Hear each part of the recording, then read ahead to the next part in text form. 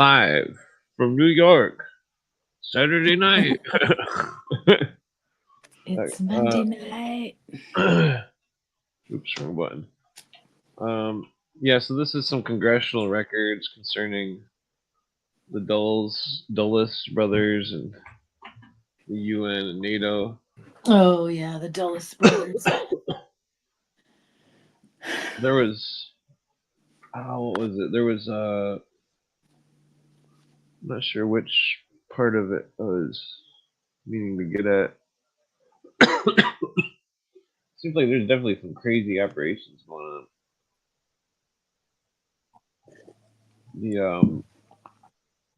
The UN and their shenanigans.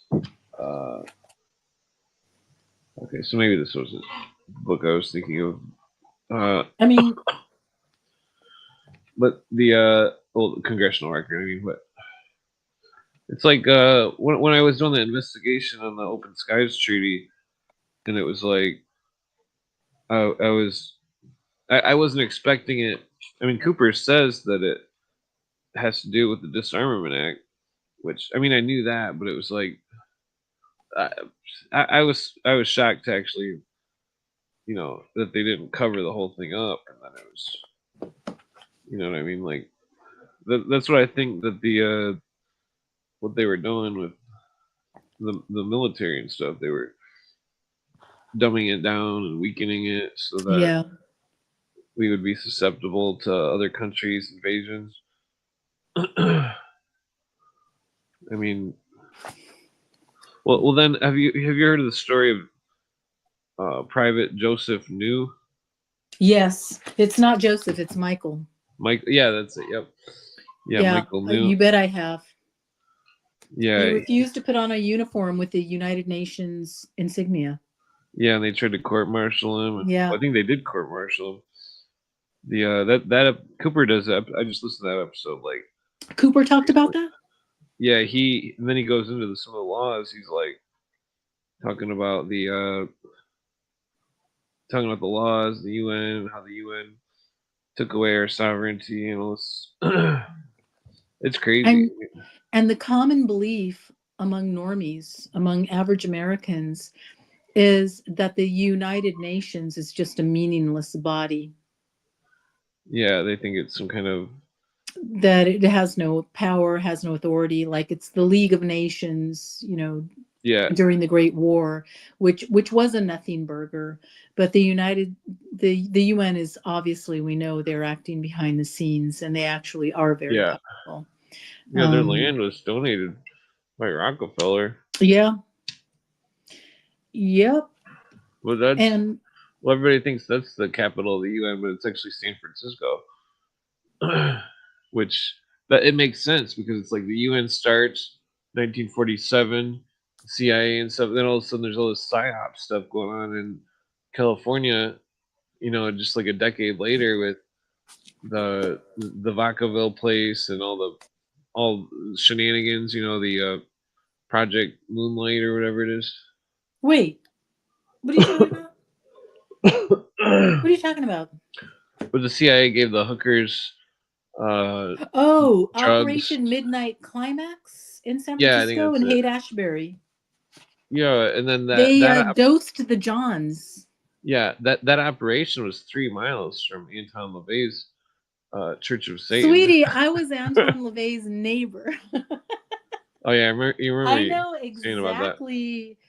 So yeah, Haight-Ashbury. I mean, if you wanted to take a long walk, you could theoretically walk there. But yeah, I mean, that was in a completely different neighborhood. And when we were there, it still smelled like hash, urine, and BO. Huh. Well, yeah. So yeah, but so the UN's involvement with the intelligence networks and because that's where the CIA started basically with their whole the whole MK Ultra was all in California, and that it was and the Stanford? whole intelligence at Stanford. Well, I was going to bring it to the guys that went from there. All of a sudden, then they go to Reagan, and that Reagan puts them all in these high places, and that the and that so Reagan was making some kind of intelligence network that was connected with the UN, and that and then he brought it to the 80s. Then he started the war on drugs, and fucking where it was more than that. It was about the not Getting rid of the competition. well, possibly, but like the Cooper says the war on drugs was the war on the Constitution. That they used it all under a guise to destroy the Constitution, and that's when the whole intelligence. That's when the whole the whole what's that term technocracy. Reagan was pushing that technocracy in the 70s. Yeah. And that from there it went to Bush. Why do you think Reagan was shot? 1981. Maybe well, it's possible that he was like near the end. He's like, I want to be pro Constitution or something. Well, no, because it happened in the beginning of his first term. Oh, okay. So yeah, he was shot in I think January or February of 1981. The only thing I can think of, and maybe probably somebody else knows more about this than I do, is I thought Reagan was talking about the CFR. In a good or bad way? I'm not really sure. I mean, it seems like Reagan was a bad thing, it's about the power of the CFR. But I've heard Hillary Clinton talk about the CFR and say she doesn't make a decision. Isn't she on the CFR? Yeah. What? Yeah. Well, so that's where I think that Reagan was working with the commies. I think Nixon was working with the commies, the Soviets. Well, and then Reagan's nickname was Red Ronnie. Yeah. I mean, he well, then I think was no conservative. I think Hillary was working with some straight up Nazis. Yeah, that's I why they doubt were it. CFR and stuff. They're because the Nazis run the CFR. I think there's been a Cold War. I think the Cold War wasn't between the U.S. and Russia, but rather United States intelligence that was mixed with Nazis versus Russian intelligence, which was mixed with the United States.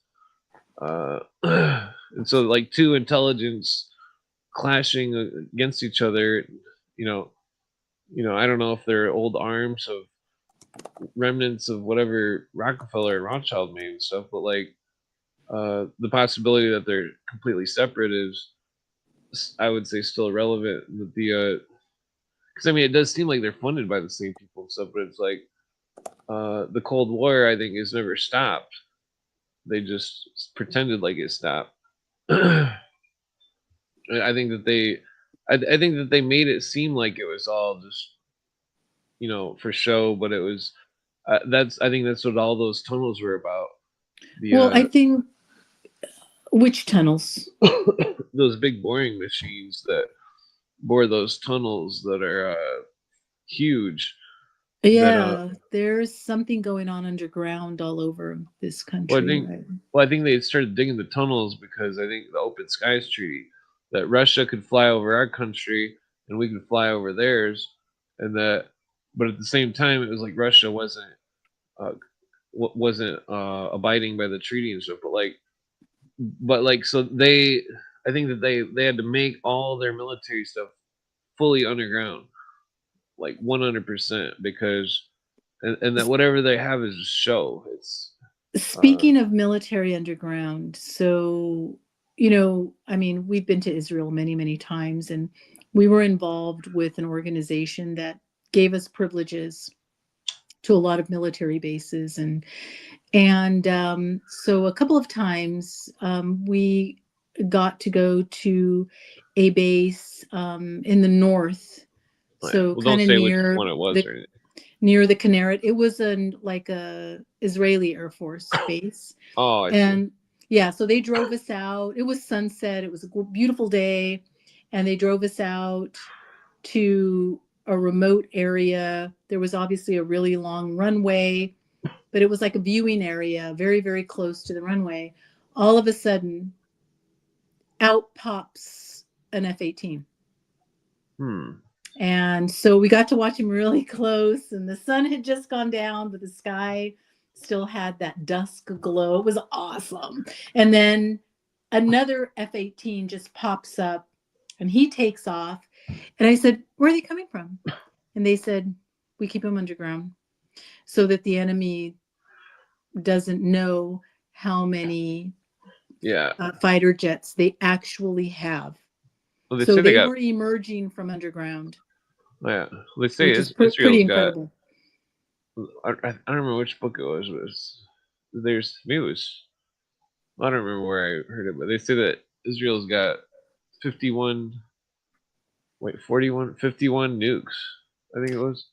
Yeah, and somebody during one podcast, I don't know if it was you or someone else, brought up they're doubtful that there's even such a thing as nuclear weapons. Well, Anything is definitely possible, real. I mean, right? The Cold War, obviously, it allowed the U.S. to I brought this fund up. the military, right? Everybody's scared. Yeah. Well, you know what? I brought this up before to somebody where it's like, you ever seen a King Alfred's drop or whatever? I think that's what it's called, King Alfred or something, King Henry's drop or something. No, they take like a what is piece of that? glass.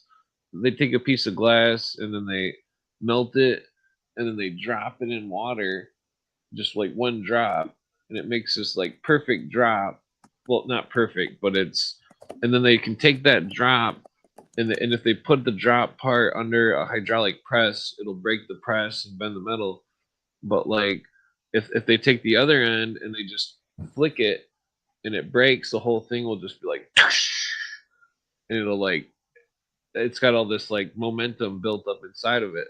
You know what I mean? Like, like imagine if you had like a giant spring and you welded it or something in a big circle, and then you take a saw and you start cutting at it, and then all of a sudden the spring just snaps, and it's like a fucking like a shock from a car or something, like a giant spring.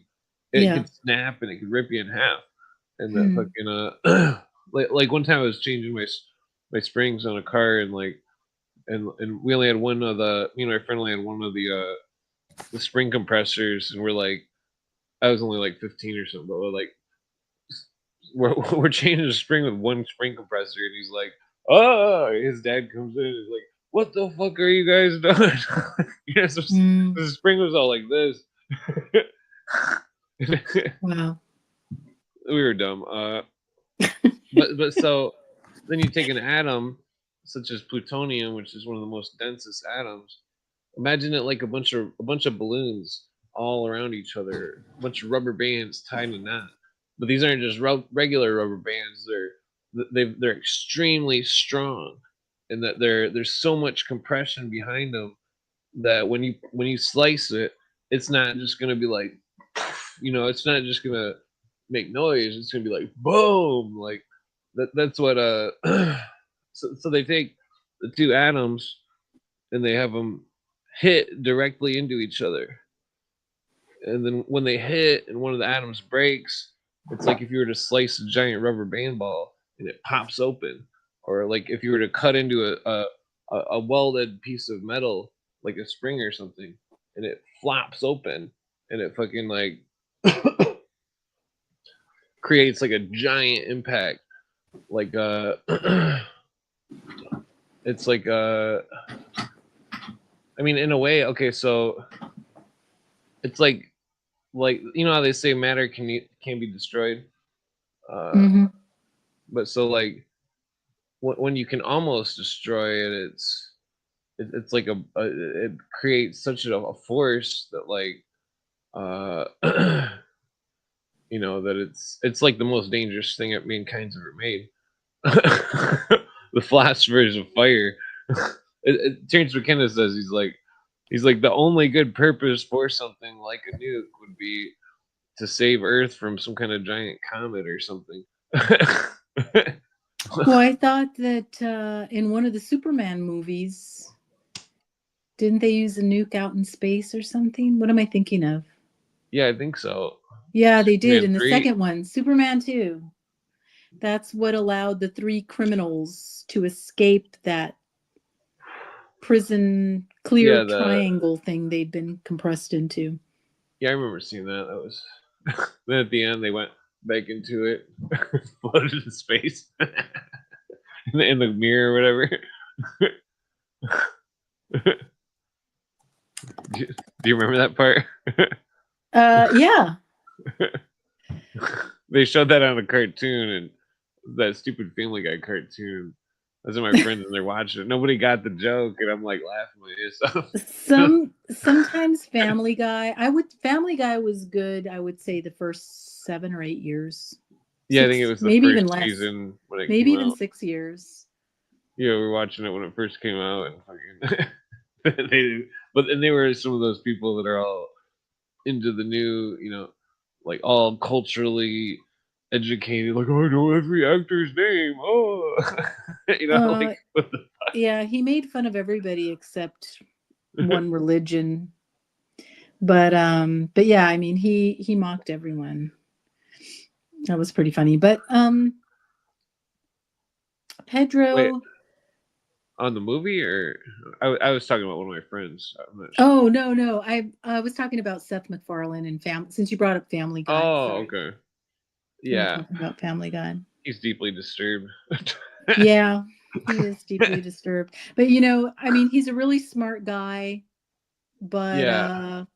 Well, what's that? It's amazing that he was like, what, 22 and he's doing Family Guy. I mean, some of these people and how they get connected to Hollywood and powerful people. I have not looked into Seth MacFarlane's past. He's obviously well read. He knows pop culture. He has a beautiful voice. He plays the piano. And does he do American Dad too? Yes. Now there's stuff I watched American Dad in the beginning, and there was a lot of stuff in there that was revelatory. Oh, damn, how do I spell they had the alien Roger that lived with them, and the fish. Yeah, Klaus. EVE and Klaus. Yeah. Yeah. Yeah, I think the TV is just so retarded. Well, it is. I don't watch much these days, especially, and I can see it now, even in older movies from decades ago. You can see the priming, and I mean, they were still produced better, and they still had interesting storylines. Now it's so blatant. Maybe they think that they've dumbed down the population enough that they don't have to attempt to dramatize or hide their messaging. But I mean, ever since there were talking pictures, it's been used as a propaganda tool. I think it goes back to Plato. Doesn't it go back to Plato? Didn't Plato say you have to control the arts because you have to control people's passions? Yeah. So plays were used to do exactly that. Yeah, you can tell that the news is just, that's all they do is talk about, they're trying to dramatize everything into some kind of fear, like, oh no, the weather, oh it doesn't happen every year. Yeah. I mean, and not to go off topic, but did you read or see the like 2 and 3 moon phenomenon? I think that's just people that are making their phone have a delayed photograph. I haven't attempted to validate this. Allegedly, NASA verified like the 2 moon phenomenon. I don't know if it's true. That's just what I heard. It could be like a mirage. I mean, not that I trust NASA. Not that I trust anything. I don't trust NASA, which is why. Yeah, well, I think it's just a phone malfunction. Because if I was trying to take a picture of the moon, and if I moved it, and it was just my regular camera malfunction. If I moved it a little bit, it was like half blurred. Like, well, no, these are people that were taking video. It wasn't a photograph. Yeah, I seen the video too. It could be a reflection on the inside of the lens. 4 moons. Yeah. Well, Although I think they admitted to the 2. There's a famous NASA thing where they claim it's UFOs, but it's actually just dust, and the dust is so close to the lens that it's reflecting the core of the lens onto the dust, and so each dust piece looks exactly like the core of the lens or whatever. Let me see if I can find that video. Oh, yeah. I don't trust anything NASA says. Well, it was actually dust, in that it was just reflecting the inside of the lens, and people didn't know that about cameras, you know. Yeah. Yeah, because there was like, oh, UFOs. It's like UFOs. Well, I'm into UFOs, and I'm just like, man, this is not real. Oh yeah, I was gonna find that. If it hadn't been for H.G. Wells, right? I mean, he wrote some good stories. I really like several of his stories, but now I can see them for what they are. I love The Island of Dr. Moreau too, and The Time Machine. I mean, the Island of Dr. Moreau. I mean, that's what the Nazis were doing. Yeah, that's probably about somewhere in Brazil or Argentina. Yeah. So years ago, and I think I saw this on the BBC. They aired, and when I say years ago, I'm talking like 20 plus years. It was a long time. And they played an Australian miniseries called Firstborn. And it was with a very popular British actor, I think he's British, named Charles Dance. And he's a scientist. And they're doing chimera experiments. And they use human sperm to inseminate a female gorilla. Oh, that's fucked up. Have you ever heard of this? And the gorilla gives birth to a hybrid human. That's bizarre. And yeah, and this miniseries, by the time I saw it on the BBC, it had been produced years before. I think they made it maybe in the early or mid 90s. And I've had such a hard time trying to find it, but it was ahead of its time. So, I mean, if they were dramatizing something like that 35 years ago, yeah, you know, we're so far ahead. God only knows what's going on in labs and what kind of things are alive. The superpowers and all this in the comic books. Well, you know, it's interesting. The superpowers, why are they pushing Marvel so hard? I mean, Disney bought it. They're putting the new military industrial complex. Remember that speech by Eisenhower? He warned of the military industrial complex. It was bizarre because wasn't he a 5-star general? Yes. And he's warning Americans, which I mean, now when I read the transcript of that speech, it's hard to listen to now. It's easier to read the transcript. I mean, he said those words in 1961. Man, they resonate today. But to a 1961 American, you know, with a young, new, handsome president, I mean, the Secret Service hid all of his horrible deeds, all of his philandering. Things couldn't have been better. What? Well, it's weird the whole UFO involvement, possibly. That's a weird subject. UFO involvement. Well, I mean, they claim that he was trying to expose the UFOs or something, or that humans were exposed to UFOs. No, that they were. Sorry, like they were. I think Cooper alleges something about Eisenhower and the UFO. Oh well, I heard, and I've never been able to find anything about this. By the way, I've never, and maybe you have different information.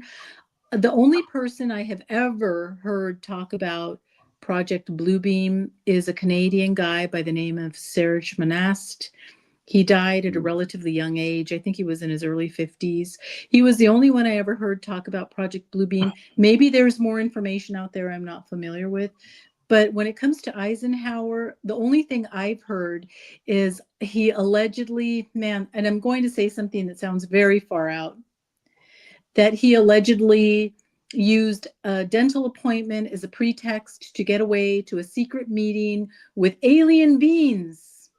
Yeah. And he made some kind of an agreement with them. Yeah, that's what they claim. It sounds so far out. I mean, that's man. Well, they claim that the people that they agreed that the aliens could take people from national parks, and that the national park missing person phenomenon. What's your source for that? I think Cooper talks about that, but Cooper talks about that? Yeah, he talks about it. It was either in that. Cooper is a little out there on some things. I mean, unless he has proof. This was before he thought it was all some sort of man-made hoax or something. He thought it was a hoax? Well, after he wrote his book, when he wrote his book, he did. By then he did, or he at least was taking that into consideration. Then he was being rejected from all the UFO conferences because they were all getting upset that he was saying that it was government conspiracy. Oh, yeah. And like, I mean, if it was a government conspiracy, it makes sense because you wouldn't want the enemies to know you had some kind of secret craft that's super powerful that can go to outer space and shit, because otherwise they would send squads of people across the borders to try to infiltrate it or something, you know. I don't know. I think the opposite might be true, which it goes back to the Cold War, where you have the arms race, so you want your enemy to believe that you have all of these powerful weapons to keep them in their place. Well, that's the that's the crazy thing. I mean, because even if there wasn't some kind of, you know, nuke or something, that they still have demonstrated, like, you know, extreme. It's like, what was the numbers on that? The Korean War, one of the books was saying 140 something thousand soldiers died, and that so if just a few of those UN missions and stuff, those UN wars, it's like we had already lost more Americans in the Civil War, and then well, and then it's like they're lying about the number of casualties, because they're claiming some people are just missing, so they're not counting them as casualties. Because if you look up the numbers of all the people that are missing or dead that went to war, that the numbers are way different. There's way more, and that the POW conspiracy that was the big conspiracy in the 90s. That, like, people thought that the POWs who were Vietnam veterans, they knew people that were still in POW camps in the 80s, and that they were trying to get them to get out of there. You know, they were trying to make something happen so they could save their friends. I absolutely believe that. I believe that. So way back, I found a book written by two Canadians titled Kiss the Boys Goodbye. It's one of the oldest books I have. And it's about how the United States betrayed its own POWs in Vietnam. And they found proof of living POWs in Cambodia, in Vietnam, that had been marked as missing, and then they were trying to say that they were dead. I was fascinated by that. I went through a Vietnam phase, and this is probably when I really started to have doubts about the government. Yeah, that's when the I mean, that was the Korean War was definitely all UN job.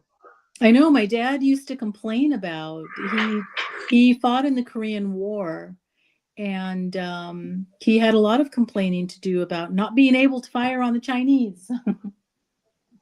Yeah. We could see them. That's what we were there for, and they wouldn't let us do anything. And yeah, it's it was all a ruse. By the way, since we're on the topic of UFOs, and here's another kind of obscure reference. I don't. Sometimes podcasters might touch on this. I think Isaac Weishaupt recently said this, but he didn't really spend any time on it. Have you ever heard of a group called the Collins Elite? Collins? Yeah. Who's this? Irish? The Collinses. The Collins Elite, from what I understand, again, this is something, it's a conspiracy. I've not read anything to behind this, but allegedly the Collins Elite was a group of individuals. I mean, this is going back to maybe the 1950s, I want to say, of people who believed that in power, who believed that aliens were actually demonic, and they were out to try and stop them. Something, yeah. The Collins Elite, again, I these just in passing, and I've heard of the Collins, and Isaac just mentioned them not that long ago. I wanted to ping him and say, what do you know about the Collins Elite? You just want Hellboy to be real. I think it's disinfo. Yeah. So, you have some facts, but then they start throwing all the disinfo in there, and everything just falls apart, and people lose credibility unless you have some bulletproof documentation, and sometimes that's difficult to come by. Yeah. Yeah, because even it's like the moon was so big the other night. I'm trying to take a picture of it just because it looked cool, and every picture was trash. It looked like the sun. I mean, then imagine you see a UFO in the sky and you're trying to get a picture of it. You're like, oh, fuck, I can't see shit. You can see it in real life, but you can't get it to look. It doesn't look the same on the camera. And it's like, man. Yeah, that's true. Yeah. It's a Pedro has a comment. The power of ideas linked to emotions is very underestimated by the average person. Oh, yeah. Not women, Pedro. Not women. Not us. Well, that's what they're doing with those situational ethics. They get them attached to emotions. Yes, situational ethics, yeah. Like that, there's all the media like, oh, that chick, Billie Eilish or whatever, oh, she's saying that nobody can be illegal on stolen land. But that's a perfect example of situation, I think. That's an oxymoron. That statement is an oxymoron. If no one can be illegal, then it's not stolen land. Yeah. Yeah, it's crazy. I mean, it's like, well, there's rules and stuff in place. We can't just rationalize breaking the rules. I didn't check to see how many people tuned in to those Dopey Awards. I can't believe that many people are still interested in watching them pat themselves on the back and virtue signal. But well, I guess there still are. If my daily stand-up meetings with my department are any indication, a lot of people are still falling for it. Even with everything that's gone on. Yeah. Yep. They're hailing it as like, oh, it's like, it's retarded. It's like the it's like, why would anybody want to throw their lives away just to like, make everybody, I don't know, it's just crazy. It's like, well, all the leftists are arguing, like my friend who's a nurse, she fucking was like, oh, there's fucking ICE isn't police. It's like, well, I'm pretty sure they have a badge and a weapon. I'm pretty sure they're police. And so they think that they're using that as a rationality to think that they can, be rude and break the law. And it's like, and then there's and then it's like those people are already all high wired, like they're all, it's like I told you about that time I was in the city once in like 2004, I think it was. It was Mm-hmm. driving down in fucking city, and I'm going 10 miles over the speed limit. The next thing you know, I'm getting pulled over, and the guy is fucking pointing his weapon at my face. And it was like, and I asked him, I looked right in the face, and I said, "Are you smoking crack?" And he's like, what are you talking about?" And he's like, the police was literally pointing his weapon right at my face with fucking, and I'm like, I was going 10 miles per hour over. I pulled over, and like it was just crazy because he asked me to get out of the car, and it was just fucking retarded. The dude ended up, he didn't even give me a ticket. He was like, oh, because after I asked him if he was smoking crack, because I thought he was a fucking insane retard. Well, you He are then very was like, "Oh, fortunate. sorry," Yeah, I'm lucky You I didn't get my brain blown out because I was going 10 miles over the speed limit. Hey, you should see some of the stuff on the Civil Rights Lawyer. I love that channel. Oh yeah. Yeah, he's really Well, they're just good. one time they pulled me over and they're like, "We think that you stole this car." And I'm like, "This is my car." Like, Did you what are have you your crazy? registration? Well, they've Yeah, I got the had my computers. They paperwork can and they stuff. can look it up on their computers now. I So I think they were just trying to fuck with me or something because they thought I was stoned. I'm not gonna sit there were and play you dummy. I don't were know. you stoned and driving? Well, back then I might have been, but that was like over 20 years ago.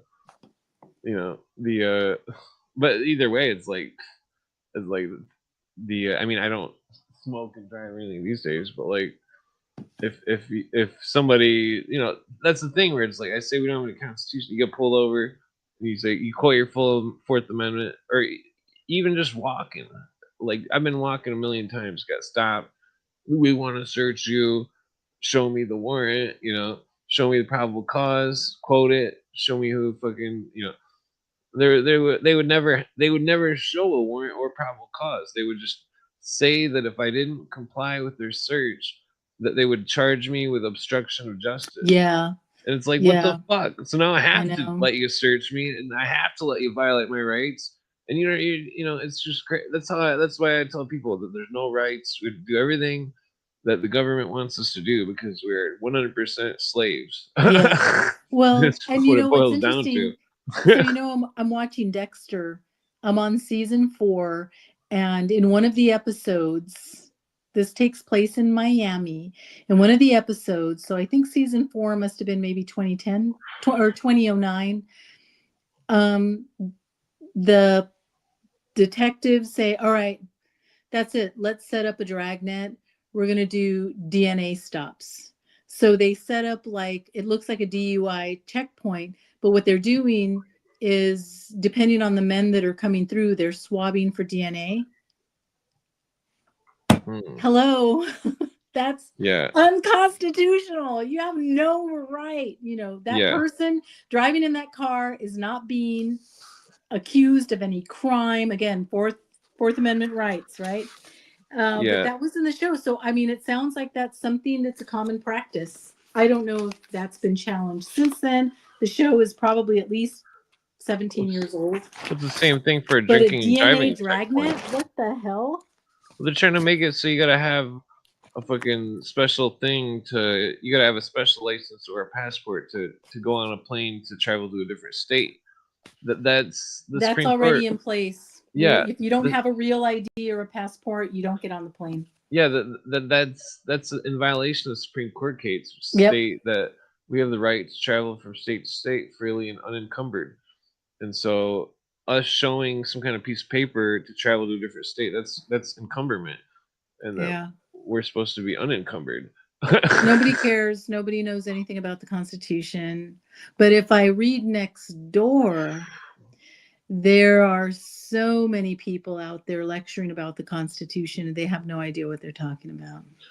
Yeah, they think that, it's like that guy on Twitter who's like doing something retarded, and and he got in trouble, and like it's like, dude, you can't just go in the court and argue your Bill of Rights. They're gonna throw it out and laugh at you and fucking throw away the key. Yeah. And then it was like, it's just retarded. Yeah. I mean, that's what's crazy. I mean, all these people that dude's still locked up. He's fucking retarded. Because I told him his defense was not gonna work, and that he was gonna be fucked for life, all over some silly little argument that he better fucking bend over backwards and pray to God that fucking because the courts, they're just you know they're fucked up. Like I seen it Yeah. all with the custody thing. I seen how fucked up and corrupt they were. I mean, not to Yeah. mention when I was a kid in the '90s and I got a misdemeanor and fucking, I think I got called with a joint once too or something. But like the judge literally screams at me in 1998. There is no constitution in my courtroom. Well, the way judges are selected is a travesty. They're appointed. So it's usually just an, old defense attorney, and yeah. They get secret bonuses that they don't have to report on their income tax. Yeah, the whole prison system what's a financial incentive? They can't have when they take the oath of the Judicial Code of Conduct, they can't have a financial interest in a case. And so if they get more money, if they rule more whatever cases, then that's a financial interest. It goes against the Judicial Code of Conduct. I pointed that out in the custody battle. I'm like literally like, what happens if I lose? Will you get how much money will you get? And then I'm like, what happens if I win? How much money do you get? And the judge is like, well, and I'm like, well, that's financial interest. That's why they fucking burned the tapes of it, because I don't have the copy. That's what I was so pissed about when I was going through those video files. Yeah. Custody court, because it was like, man, they didn't give me those files. They didn't give me those videos of the court cases that were 3 specific incidents where they broke the law, and that fucking it just blows my mind. It's like like they're fucking con artists. They're crooks. That's how you know all that bullshit in Minneapolis 4 years ago or whatever. They all those people burned down the police station, and it's like if that was an organic thing, I'm sure all those black people would have burnt down the fucking the child support courts or some shit, because they're all going to jail. I was literally in the city in Michigan and fucking in the courts, and they're just everybody in there was black, and that they were all they none of them were looking up at the people and arguing with these fucking people and shit. And I seen this, and there was a lunch break or something, and that because I had to like go there at 8:30 in the morning and wait there till like 5 at night, because they were making sure I was dead last, so that fucking there wouldn't be any witnesses, and that but so at lunch break, I started talking to some of these black dudes, and I'm like, you can talk to those people, you can argue with them. I'm like telling them about this shit, and fucking just simple stuff like, you can argue with those people, you don't have to sit there and look at the ground. Fucking like they're fucking that you look them right in the eye and fucking make sure that you are fucking a human being, because they don't look at people like human beings. They look at them like trash, and it's like, it's fucking but like, yeah, the cops stopped me during the lunch thing while I was simply talking to people, just making conversation, and they're like, you can't talk to them. I'm like, excuse me? Are you saying that I can't talk to these city people? Like, straight up. It was crazy. My mind, I was like, they threatened to arrest me. I'm like, are you serious? I can't just simply give them the advice that they have the right to fucking talk and argue if they want, you know. That's not some kind of, I mean, that's not legal advice. That's just fucking, you know, me just informing them of the rules. One of my coworkers used to be a police officer, and she told me, she said, you know, your whole attitude and demeanor change when you put on that uniform because you know you have power. Yeah, well, I mean, it depends on if it's like a super inner city policeman who's like, you know, the heart of Cook County, Chicago, or something like that. They've probably seen so much shit that, you know, that they I'm know the afraid of difference. the rural ones. Well, yeah, that's where it gets scary because one of my friends, Yes. he was taken and beat up in a closet, and like I think he was naked when he got beat up, and fucking because they stripped him down and beat him up, and like fucking you know, there's all sorts of stories. You know, my friend in Tennessee, he went to Tennessee to go to some concert or something, and fucking he went to jail, and that fucking then he was found hung, and everybody that's his family swears to Oh my God God. that fucking he wouldn't have done that. And Yeah. it's fucked up.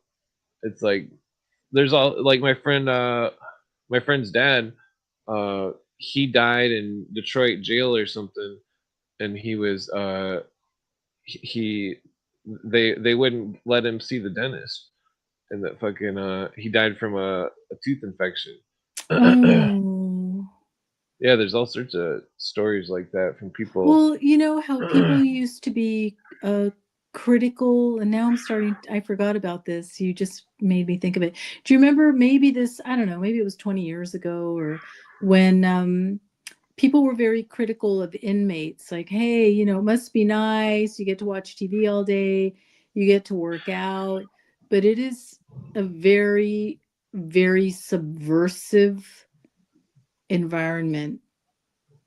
Um, and I remember the one little roof repair guy that came to our place in San Francisco to make a repair, and we started talking, and he said that his father was dying of cancer, and so he was probably going to give his business over to his partner. And I just started asking him questions. We got into a very intense conversation, and he admitted to me that he'd been in San Quentin and Pelican Bay. Jesus. And I said, I'm thinking, oh my God, you know, this guy's in my house. And I said, what was your crime? And the way he described it, I can't remember the exact words he said. I could tell, but I knew it was bank robbery and it was a note passing. It was a note passing. It wasn't a violent. And so he was telling me about growing up, and he grew up with several celebrities. His father was a personal assistant to a superstar celebrity, and so he got to hang out with, you know, all these guys and all famous actors now. But he said, you know, they all lost their virginity at 14 in massage parlors, and you know, they had their dad's credit card, and but I was asking him about the environment, and you know, what's San Quentin like? What is it like in there? And he said it is absolutely the war. It does a psychological number on you because you're walking in the yard and you don't know if you're going to get stabbed. Jesus. I cannot imagine. Yeah, he said as soon as you get in, and I know Sean Atwood has talked about this too, because he was in prisons in Arizona, where as soon as you get in there, one, you have to align yourself with whatever group pertains to you. So if you are, you know, Anglo, you go with the skinheads. If you are Mexican, depending on if you're an American born Mexican, those are the norteños. The sureños are the foreign Mexicans. And this guy told me, yeah, you know, if they got together, they'd be the biggest gang in prison, but they're at odds. So the American Mexicans are at odds with the Mexican Mexicans. So yeah, he was, and then the other thing, they want to know what you're in for. And if you're in the general prison population, yes, it is really true that they will get Sean Atwood calls them chomos. So the people that diddle with the kids. So he said, I had to do the same thing. You need protection, but there was still that anxiety. And I remember naively asking him, I said, but I don't understand, why would the prison guards allow that? And then he said, because if we're focused on each other, we're not focused on them, which makes perfect sense. That stressful environment would be allowed. And well, it's like, I mean, I remember being in the hood back like 25 years ago, and like there would be it was like, oh, there. Well, they didn't really do this in Michigan, but in Chicago they would. Well, this story is about Michigan, but in Chicago they would saw the signs down at the end of all the streets. The stop signs would be sawed off for some reason. I'm not sure why they would do that, but I think it's because they would. Well, I think they were committing crimes, and then the people that the police would have a hard time driving on the streets if there weren't any street signs.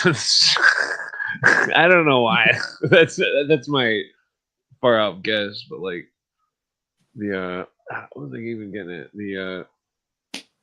One time I was walking to Taco Bell, and fucking I was in the city, and I heard like, and I just told this to Damon the other night when he came on. It was like I heard this like boom, boom, boom, like something flew by me. 3 things flew by me, like, phew, like you could hear it flying through the air. Oh, and all I could think of, it started like I heard. I mean, technically, I did hear somebody was trying to fucking eliminate me just from walking. Like, oh, there's some just white for boy. walking down the street. Yeah, this is somebody just trying to cat me because probably white, But like, I mean, that's just fucked up. But like, yeah, one of my teachers in high school or middle school, he was a Vietnam veteran. He was like telling, because I remember asking him the story about when did he when was the first time that he had encountered action basically, and that he said he was like sitting behind some kind of hill or something, and that he could hear the things flying in fucking in Vietnam, and that that he thought it was bugs or something until that people started getting torn apart.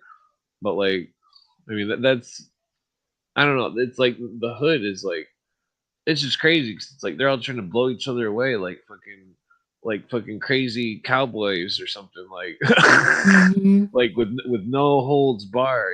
Like they're in those hoods and stuff. Like you don't stop at the stop signs. You know what I mean? Like, yeah, you'll get robbed, and like that's what I remember one time we were in Chicago back in like 2001, I think, and fucking we go to the wrong area, we go down the wrong street, and it's like it's all ghost town. Then we get to the gas station, and there's like 2 dudes that are like wearing some kind of like homeless person's overcoat, but underneath they got bling on. And I'm like, what the fuck is going on? They walk up to the window on both sides of the car, and they were like, oh, they were trying to sell us some kind of drugs or something. We're like, we don't do drugs. Get the fuck out of here, And then they looked like they were about to do something crazy, so we just drove off. Well, yeah, that's when we were just trying to hit gas, like fucking. I forget where we would go. We used to go to a restaurant when we lived in San Francisco and Oakland occasionally. And I remember freaking out because on our way home, it was nighttime. And in order to get to the freeway entrance, you had to drive down the street. You're in the bad part of Oakland. There were no street lights. And my heart started pounding because I wasn't seeing, it was later at night. I wasn't seeing any cars on the road. It's pitch black, but we have our headlights on. And as we're driving, I mean, you could see that there were people moving in and out of the buildings, like between the buildings. And that absolutely freaked me out. And I told my husband, I said, just run this light, just go, just get on the freeway. I didn't want to stop. That was very scary to me. I can't imagine living in a place like that. I just can't. I grew up in San Diego where everything was wonderful. Oh yeah. Although San Diego's got a couple of bad pockets, but everything's getting gentrified in San Diego. Yeah. In the cities, like one time me and my friend, I was smoking a blunt at my friend's grandma's house in the hood or whatever, and like we're just upstairs smoking a blunt, looking out the window, and then all of a sudden we see like a SWAT team, and we're like, whoa! And they were all going straight for this, like they were going kitty corner on the block to like some Mexican house or something, and like fucking and it was like, holy shit, we're Speaking of Mexican house, so there's a neighborhood in San Diego called Barrio Logan, and Chicano Park is there. And if you were Anglo, you could not go there at one time. I mean, there you would get messed with. And it was always just considered poor Mexican, but it's just south of downtown. It's right under the Coronado Bridge. It's been completely gentrified. It's been totally taken over. It's got nice apartment or condos and townhomes, because it's just such a prime piece of real estate. The only part of San Diego that hasn't really been gentrified, I mean, there are some nice condos, but it's still moderately affordable. Actually, the property values have skyrocketed there too, would be Imperial Beach, which is the closest to the US-Mexican border. Oh yeah. Yeah. They make the property value go up and everybody sells. Yeah. Charge like a shit ton. Yeah. Even though there's so much sewage from Mexico that goes into the ocean. So it's like, yeah, it's pretty nasty. Pretty nasty. Okay, I'm passing out. Oh yeah. Well, so take it easy. I'm gonna let you go, but it was fun hanging out, and yeah, I gotta get to bed. I'm a working person. I'm a slave to the system. Well, that's not gotta do what you gotta do. Yeah. So, all right. Hey, have a good night. All right, peace. Peace out.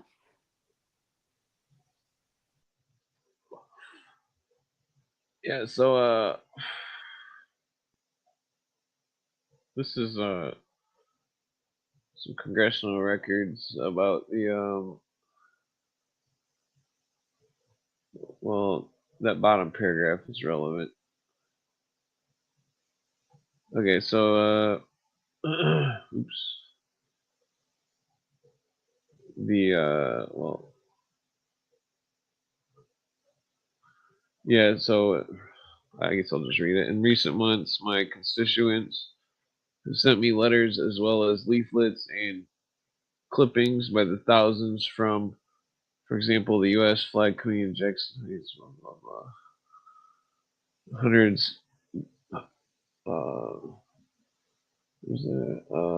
all telling me again the old story familiar to hundreds of beleaguered legislators that the Russian colonial colonel, the Russian colonel sometimes promoted to general is in effect military chief of the United Nations.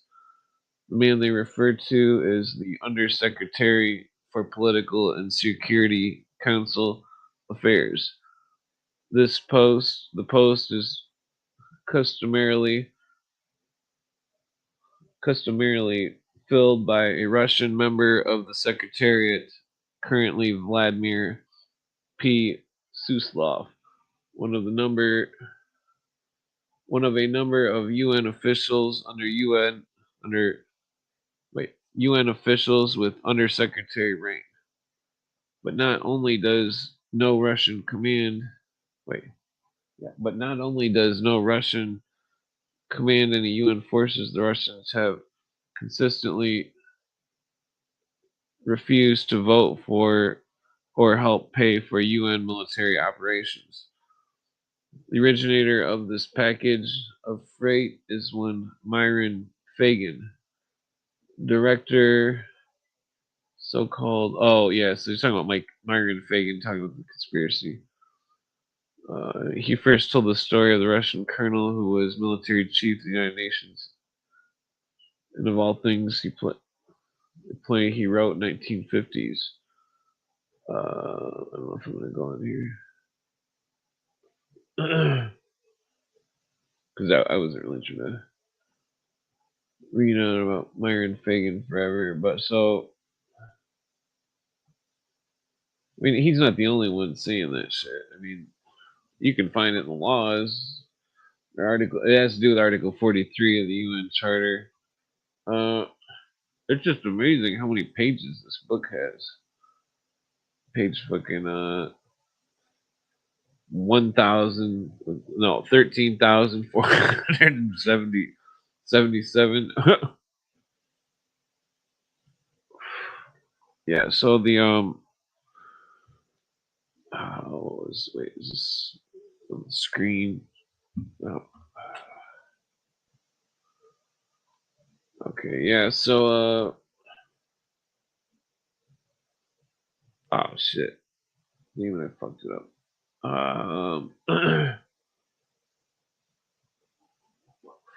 Let's see, page 215. Wait, that other one might have been. I don't know if that was the digital page number or the literal page number on the page. Okay. 315.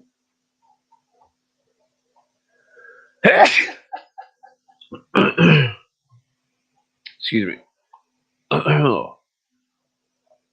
Okay. Right here, 315 or 215. That's right. There's page up button. Okay. 215.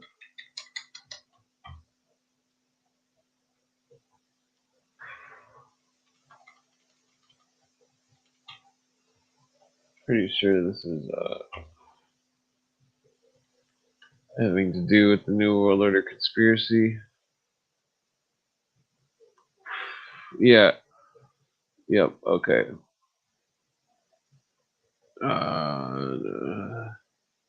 Where should I start it at here? Following the. Okay, so I guess I'll start it right here. Well, let's just start it up more.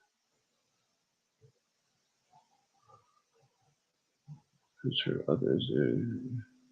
Okay, so where should I start it here?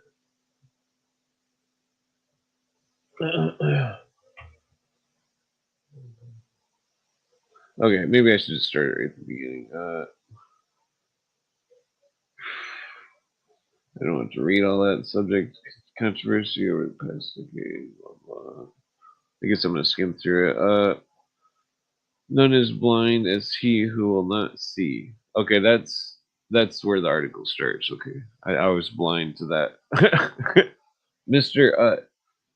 Speaker, I ask unanimous consent to address the House for 1 minute and to revise and extend my remarks. Speaker, is there objection to the request of the gentleman from California? There was no objection. Mr. Speaker, on the opening day of the second session of the 87th Congress, I introduced H.R. 9567, a bill to rescind and revoke membership of the United States the United Nations and the specialized agencies thereof, and repeal the Immunities Act relative thereto. I introduced this resolution because it is my first conviction that the nation cannot survive as a republic as long as we are shackled to an international organization by a treaty which supersedes our Constitution. Where is that? Supersedes the Constitution. As stated in the Declaration of Independence,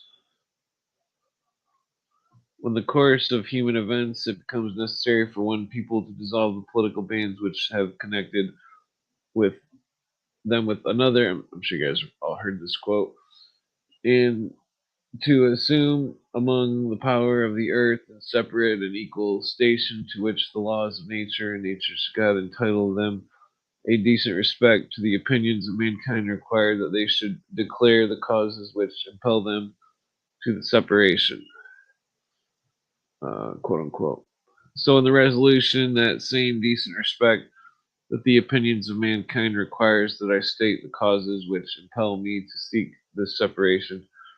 To prove my point, I submit the following facts for a candid review. Our Constitution provides, keep in mind, reading from Congressional Record.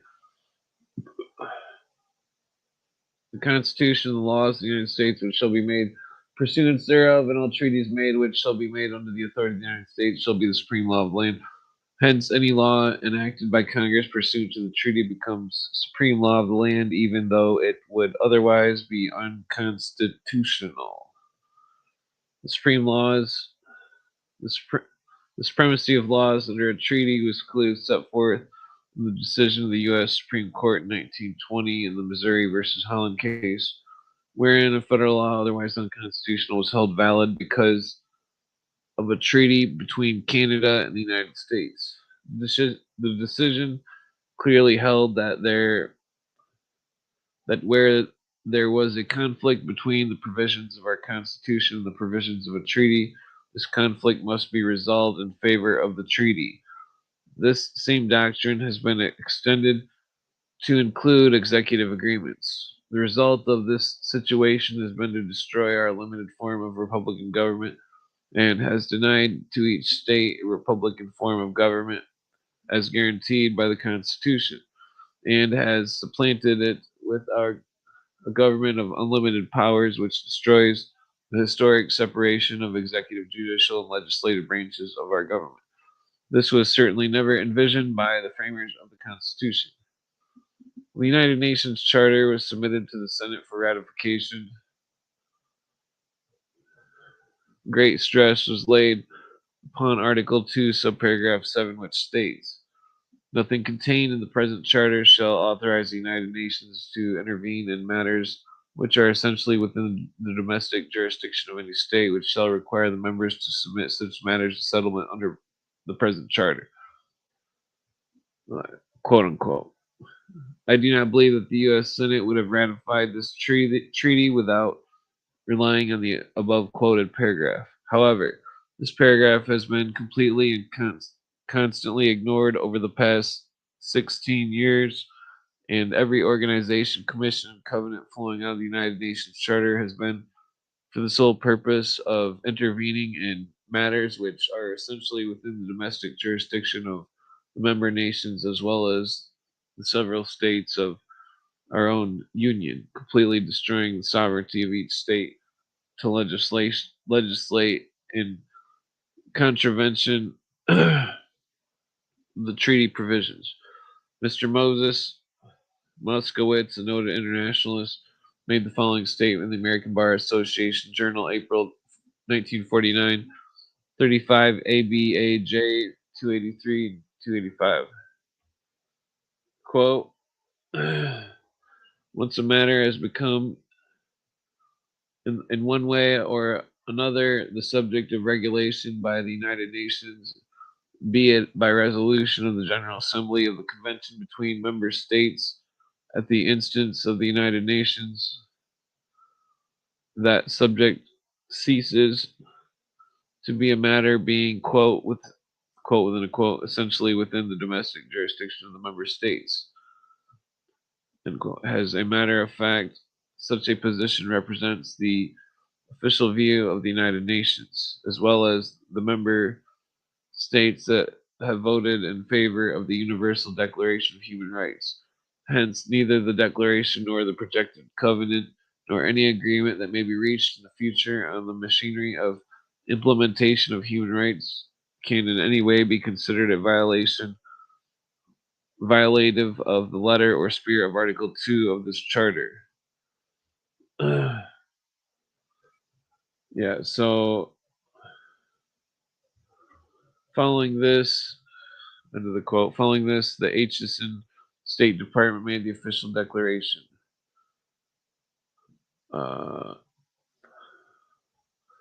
There is now no longer any real difference between domestic and foreign affairs.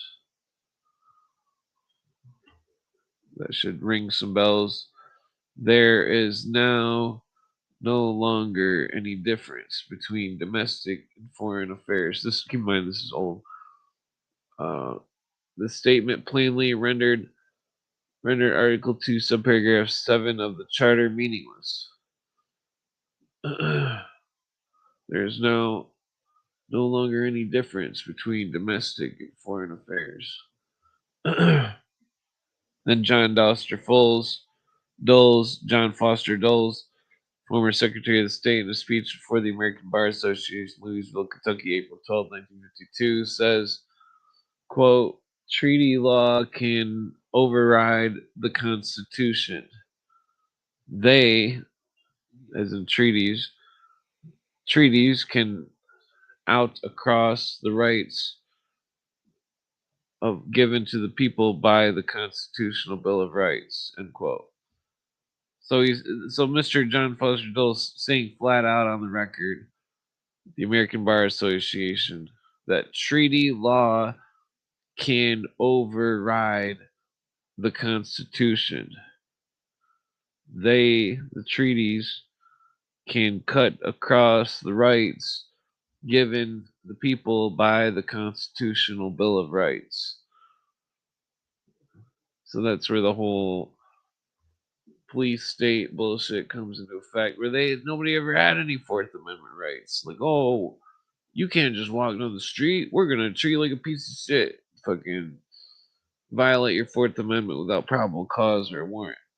You know, I used to skateboard a lot. Fucking, it's just so retarded. It's like, and then nobody ever. You can complain all day to all the proper people that your rights got violated. They don't give a fuck. They think that you're a piece of shit because you're trying to, simply simply have a fucking lawyer sue their asses for doing it, or even to it's just crazy. It's fucking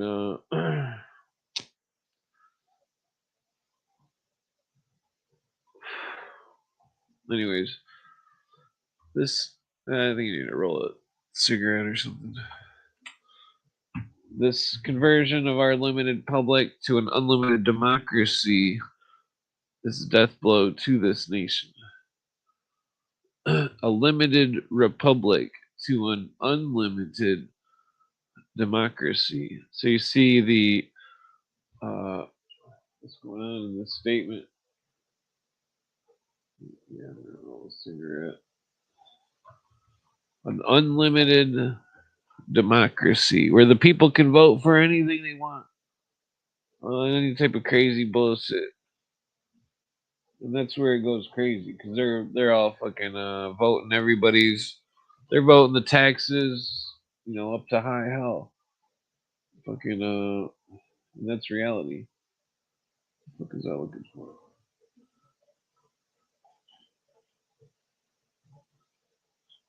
Yeah, they're fucking trying to make it so, because all this free healthcare that equates to more taxes, which then there's 500 middlemen that all fucking put their money in the fucking hundreds of middlemen just fucking sucking away the money. No, did I just move the mouse? Where was I at? Oh, son of a bitch. Okay. Yeah, all these fucking middlemen people just sucking away the money. Fucking everybody who pays into it, I'll get screwed, basically.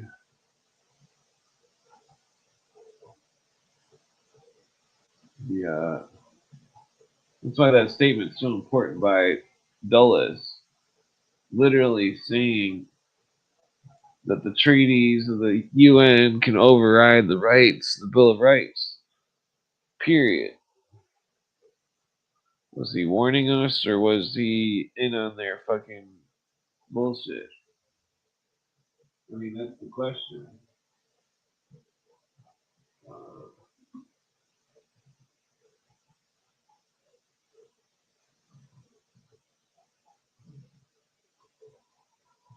Was he in on it or was it all.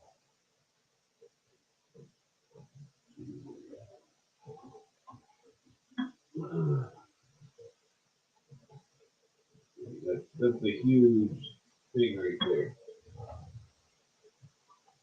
I mean, huge. Absolutely huge. Fucking, cause like he was, the whole intelligence thing got fucking, made with him and his brother, John J. McCloy and stuff, and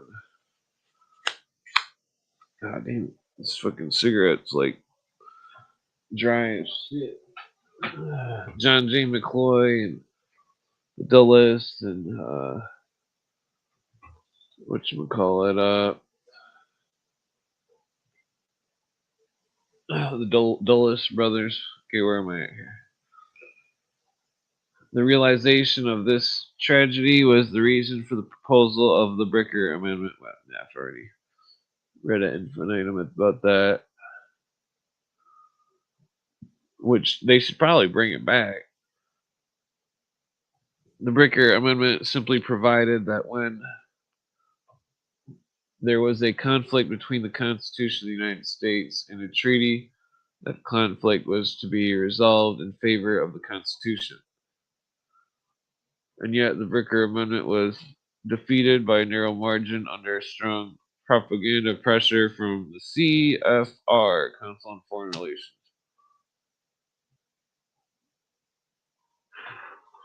And politicians who glorified in the unlimited power conveyed upon them by the United Nations Charter.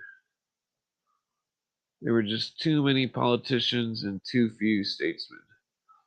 Now let us take a look at the record according to Trygve Lie, longtime Secretary General of the United Nations. He stated flatly that there was a secret agreement between Alger Hiss and Molotov to the effect that the head of the United Nations military staff should always be a communist. That agreement has never been broken, and we have had a succession of communists filling that post. The present one is Mr. Arkadov. As a first consequence of this treasonous agreement, this country lost the first military engagement in Korea with a cost to this country of more than 20 billion and 145,000 American casualties. That's very important because, and I'll bring this up.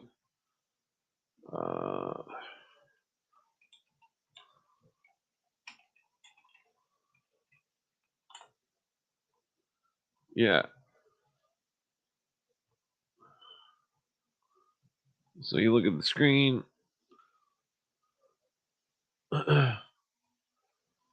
How many Americans died in the Korean War? And look what the number says. 36,000. So how does it go from 145,000? See right there on this page. Just zoom in if you're on a phone or something. 145,000.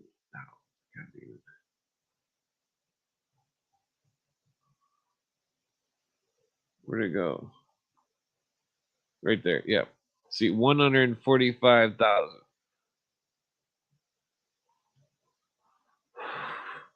So how does it go from 145 to 36,000? How does it do that? How does it magically go down over 100,000 people? Even this number is 54,000. This one's what is this? 23 and 19 plus 23 and 19. That's only 50,000.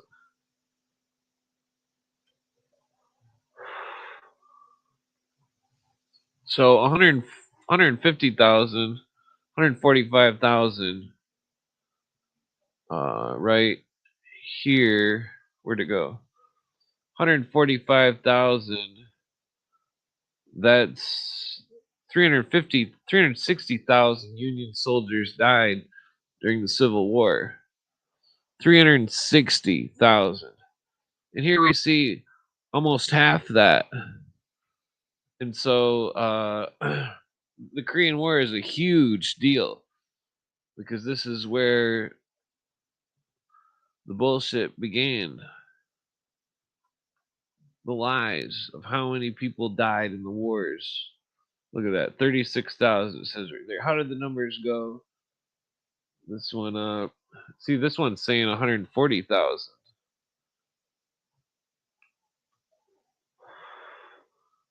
This one's saying 33. 33, they're all downplaying it. They're all downplaying it, you know. I'm not trying to see any pictures of that shit. The news. How many other wars did they downplay? The casualties. How many? That's the question. Because see, I noticed this all on my own.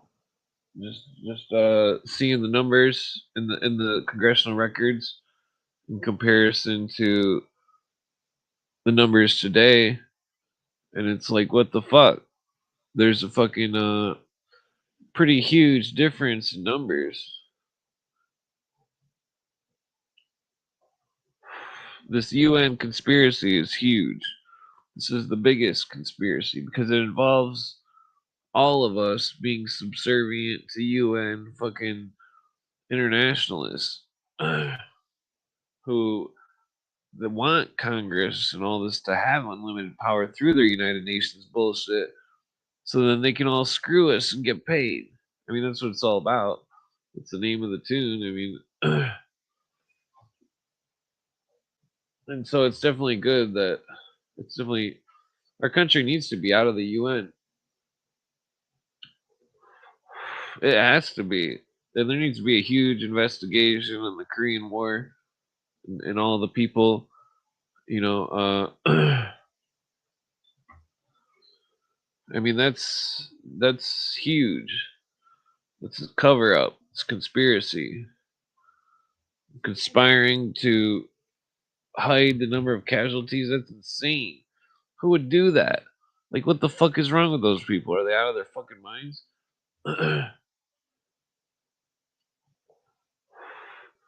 I mean, I could probably sit and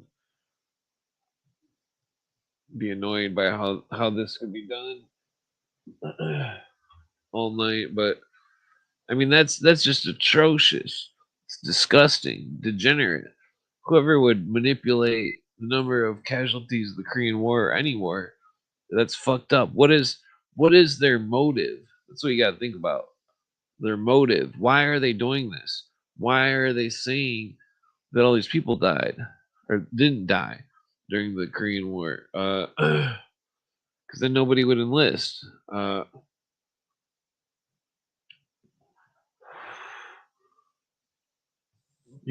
they were already, they changed the it's like every war they changed the fucking camouflage. It's like Cooper could tell they were going to the desert in the late 70s because they changed to the chocolate chip camouflage or whatever.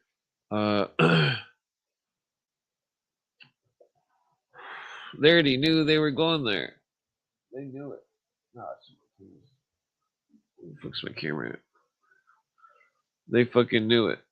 That's what's crazy. That's what's crazy. That's the biggest conspiracy that is absolute facts. That is not. I already got a half joint here. Oh, the cigarette was horrible. It's fact.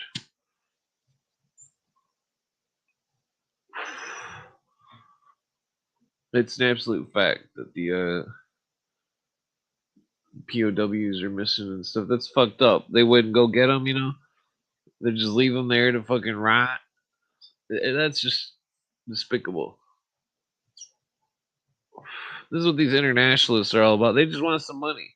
They wanted some money, so they let 100. The idea that General MacArthur, yeah, see, I'll read about it right here. This is the first war which we engaged not as the United States military force, but as the United Nations force. Although we contributed 90% of the men and the money, how convenient this was to the communists to have one of their own men as head of the United Nations military staff, who reviewed all orders going through the Pentagon to General MacArthur and gave them to our enemy before General MacArthur received them. What do you think of that? What does everybody think about that? I mean, because that's huge, huge. The UN conducting treason against General MacArthur. Think about that. What was their motive for doing such a thing? Why were they doing that? Why? Why?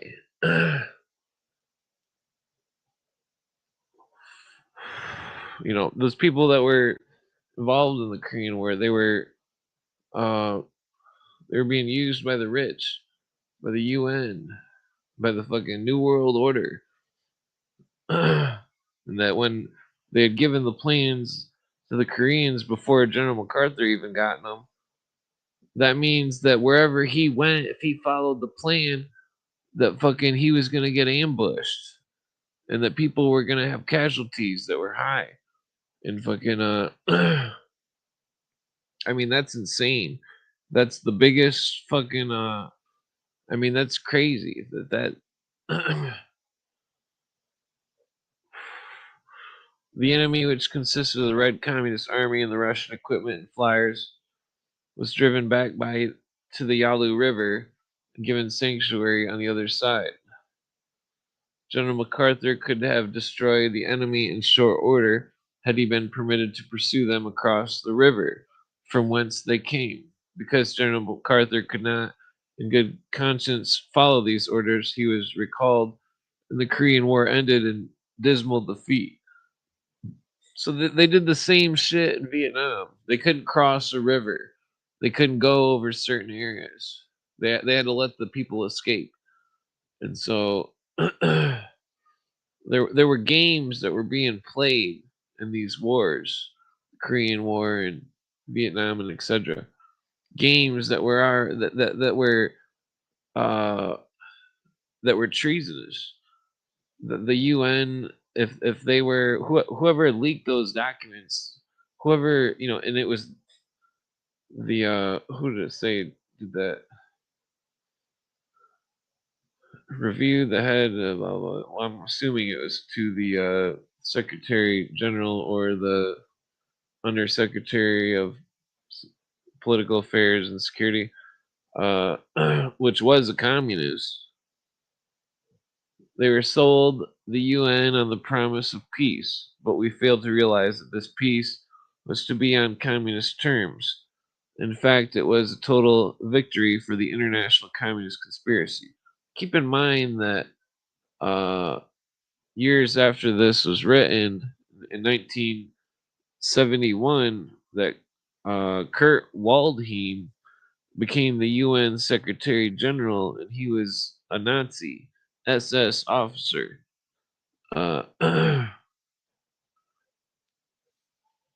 Russia has used the veto power nearly 100 times. The United Nations has been completely unable to bring any degree of peace, and Russia itself has created 13 to 14 military conflicts between the East and the West.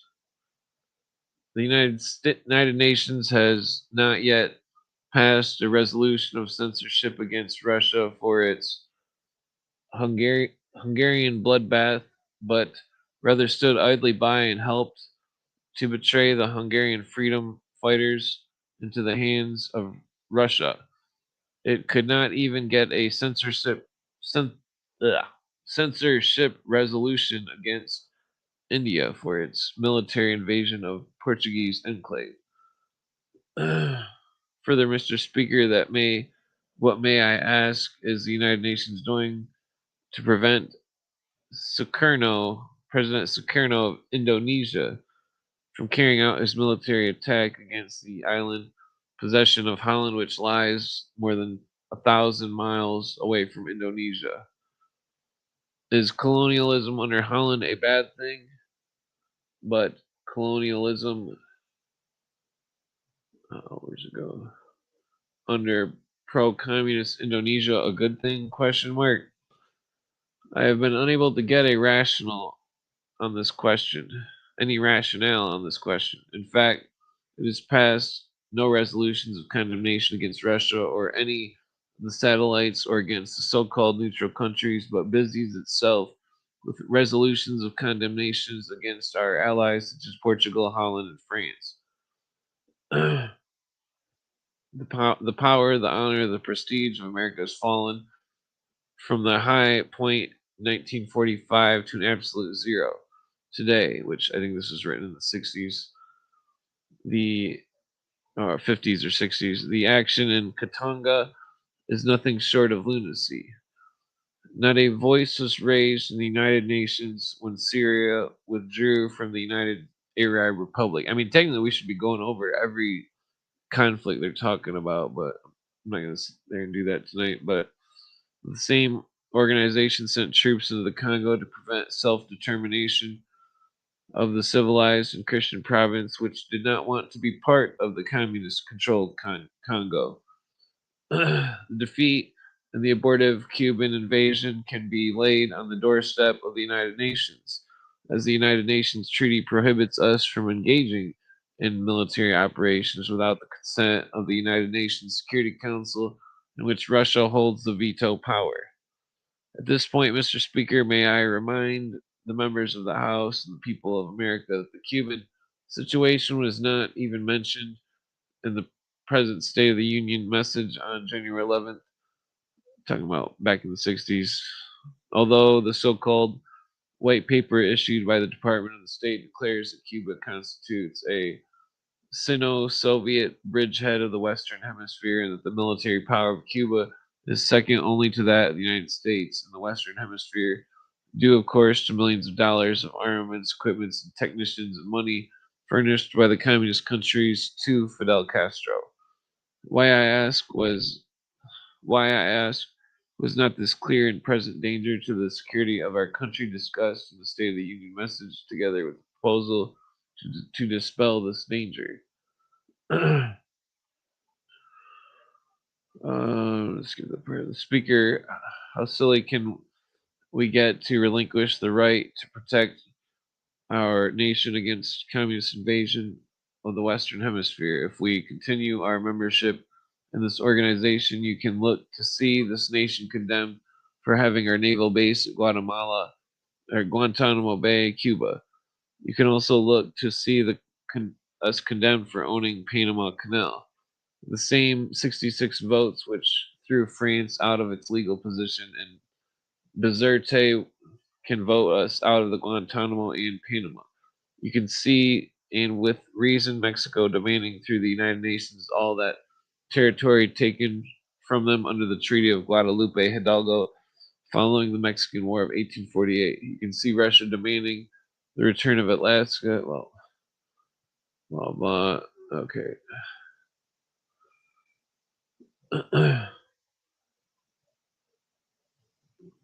Maybe demand the return of Manhattan. Blah, blah. You can expect to see a one world government, communist controlled under the United Nations.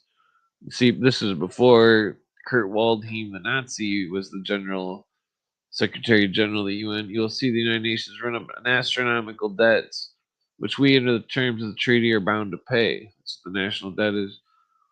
In the book of William Z. Foster, former head of the Communist Party USA, entitled Soviet Toward America, he gives a complete blueprint of the conquest of America by the international communist conspiracy. It is as clear a blueprint as given by Adolf Hitler in Mein Kampf. Following are some of the things you may look for under the controlled communist America as stated by William Z. Foster.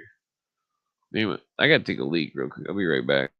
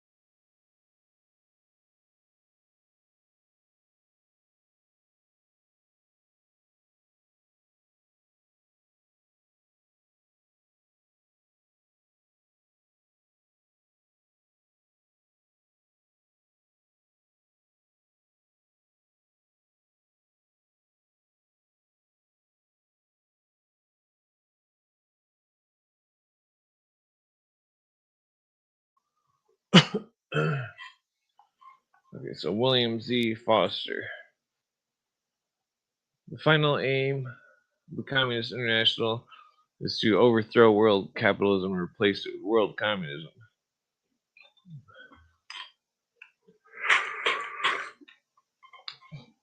This is the commie version of Mein Kampf. Also, keep in mind that Secretary General, who was a Nazi, shortly after this. Blah blah. The Communist American section of blah blah. The Communist International carries out the United Revolutionary Program on a world scale. What is that thing on the corner? Go away. There we go. The American Soviet government will be organized along the broad lines of Russian Soviets. Of the dictatorship, all the capitalist parties, Republican, Democratic, Progressive, Socialist, etc., will be liquidated. I'm not sure what he means by that. See, they didn't understand the name of the tune. that socialism and democracy are their goal is communism, in the words of Lenin and Marx. Including chambers of commerce, blah blah. So they're claiming they're going to dissolve those with this.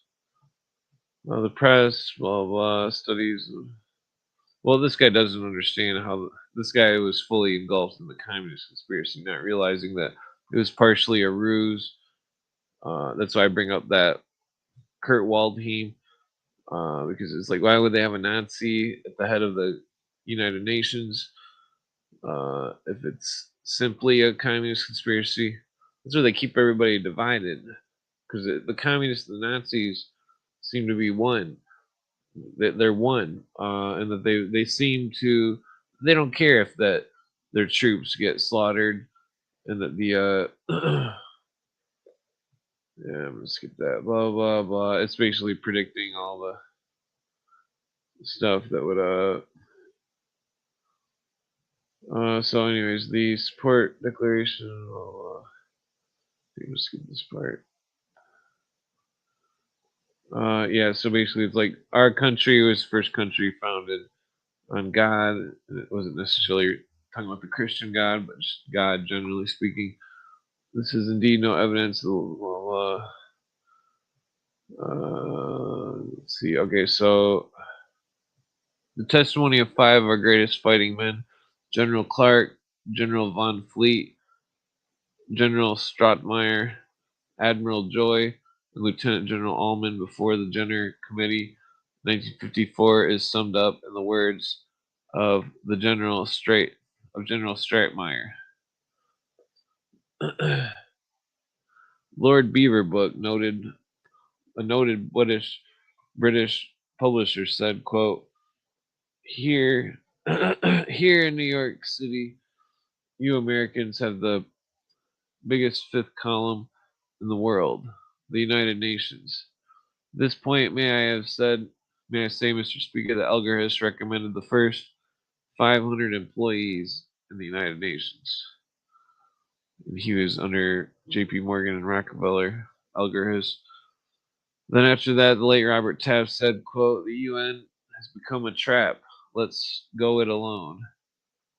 Herbert Hoover said, quote, unless the UN is completely reorganized without the communist nations in it, we should get out of it. Winston Churchill said, don't pay attention to the UN. Well, that might have been. Charles de Gaulle has warned the UN to stay out of Algiers. Now, Mr. Speaker, let us look at the present manager of the United Nations. Russia has been demanding a troika, as in Paris Troika, Troika, as in organization, or Paris Troika reorganization, to supplant the UN Secretariat after the death of Hammarskjöld. The failure of Russia to secure this troika was hailed as a great victory for the West, but was it? U Thant of Burma, a self-styled Marxist, was chosen, and he agreed to invite a limited number of UN undersecretaries, quote, to act as my principal advisors on important questions, end quote. So far, this is a quote within a quote. So far, he has indicated two: Georgy P. Arkadov, communist from the Soviet Union, and Ralph Bunche of the United States. This was a communist victory. This was a communist victory in that Russia now has its troika. One unavowed Marxist, the second dedicated communist, and the third a pro-communist bias. A resume of Dr. Bunche's record prepared by Archibald B. Roosevelt, son of Theodore Roosevelt, includes this paragraph. Dr. Bunche was an editorial apparatus of the openly communist magazine, Science and Society, for over 4 years. He contributed to this publication and added his name and prestige as a professor of Howard University even after communists and their publication. The communists openly stated that Science and Society magazine had it as its function, quote, to help Marxward moving students and intellectuals to come closer to Marxist Leninism, to to bring communist thought into academic circles.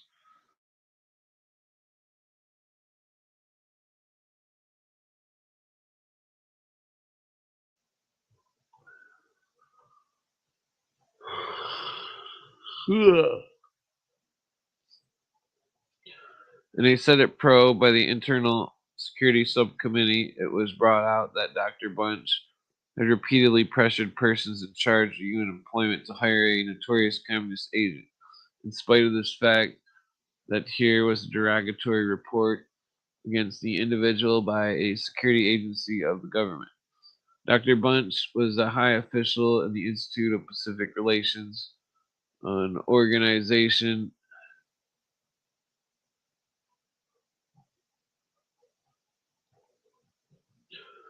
investigated thoroughly by the Senate Internal Security Subcommittee as described as follows. The effective leadership of the IPR used IPR prestige to promote the interests of the Soviet Union in the United States. End quote. The object of this IPR was in 1944 to force the Chinese government to adopt reform measures to make concessions to the Chinese communists, which would pave the way for seizure by Soviet forces. The IPR leader sought to bring into public discussion at a vital meeting internal conditions in China so that Chiang Kai-shek would be criticized for the internal situation in China. Dr. Bunch is on the record as supporting the position of the IPR leadership in this manner. It is my considered opinion that Dr. Bunch must be considered a security risk for our country in any position which he may hold. This troika arrangement engineered by the communists is frightening and devastating when you consider the United States of America has no foreign policy of its own except the United Nations. Lincoln once said, quote, if destruction be our lot, we ourselves must be the author and finisher, end quote. This is, the republic is to perish, we ourselves within our own household will be the architect of the finisher of our, well, okay, so yeah, that last part's not really relevant, but so the, let's see, trade agreement. Well, this next part isn't part of what is it part of the the article. So yeah, the Nazis and the commies and the fucking let's see, where was I at with that? Secret societies. Was that Woodrow Wilson or no Roosevelt right there? Well, his high-ranking Masonic friends, they're all Masons there. You can see Woodrow Wilson's thing. You can see Poindexter over there. But so what was I gonna look up? Oh fuck. Oh yeah, the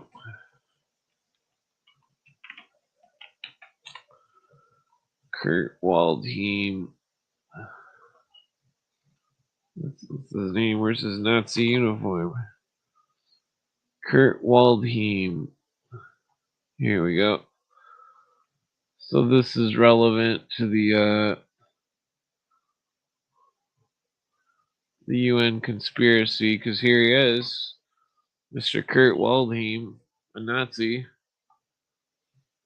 And here is a list of United Nations Secretary Generals. Okay, so here is UnitedNations.org. Former Secretary Generals. Right there, Kurt Waldheim. Right there in the center. Kurt Waldheim, Austria. From 1972. Blah blah. See, he went until like 82. What was it? 73. Maybe we should be reading this. So he passed away in Vienna, Austria. Blah blah blah. Foreign policy. Yeah. So he was Secretary General, see, 1972 through 81. So the next guy was Javier Perez de Silla or whatever. So notice Peru. Like, what does this Peru guy have? They go from a Nazi to what? Is this Javier Perez de Silla? Is he possibly half Nazi? You know what I mean? Like, is he possibly Oh yeah, there's Boutros Ghali. Don't forget about that son of a bitch. Uh, but so Kurt Waldheim, the Nazi, right there. So it's like, what the fuck is going on with that whole UN? If the Elgar Hiss himself, who was a communist under J.P. Morgan and Rockefeller, handpicked the first 500 members of the UN, how does it go from Kurt Waldheim? How does it go from communist to a Nazi? How does that happen? Nobody wants to explain that one. Kurt Waldheim, Viking Orbiter. Then we got the Viking Orbiter shit. Kurt Waldheim. Let's see. The Viking Orbiter. Greetings. I don't know if it'll actually play, but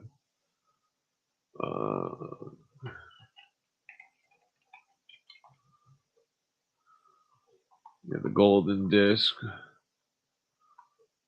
Oh, we're so proud of our discs. I mean, basically, it's just bizarre. Like, oh, let's just send some directions on Earth or send some directions to Earth from outer space, and well, that's what is that, like a clean room or something?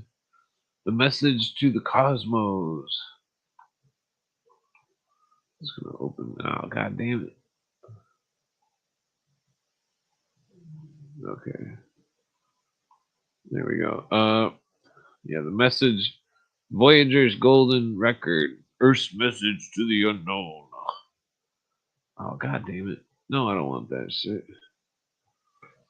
So we got here. Yeah, there's the picture of the record, 1977. So what does NASA have to do? So what's Kurt Waldheim of NASA have to do with the UN? You know, god damn it, what the fuck? Let's see. Does it mention Waldheim, Carl Sagan?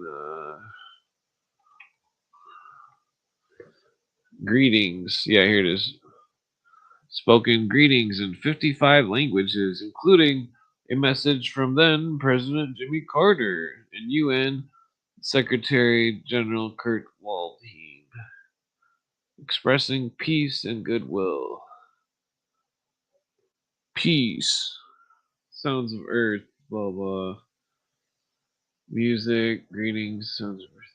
There's also like a map on where Earth was. They're leaving that part out. And they're leaving the DNA sequence part out. I didn't see that. Let's see. Let's see. Record processing. What was the other one?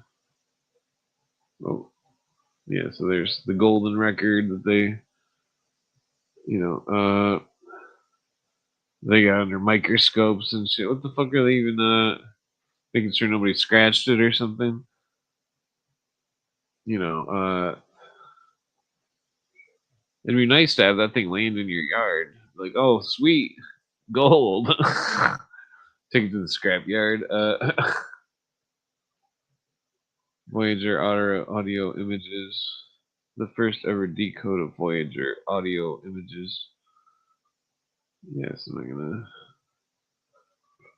go into that. Collection of sounds. Blah, blah. Even that's not gonna say anything relevant. How did that open? Let's see here. Where was I going with this? Kurt Waldheim. Oops. Oh, god damn it. Why did that close out? God damn it. I didn't close that out. It just fucking closed. Okay, hold on here.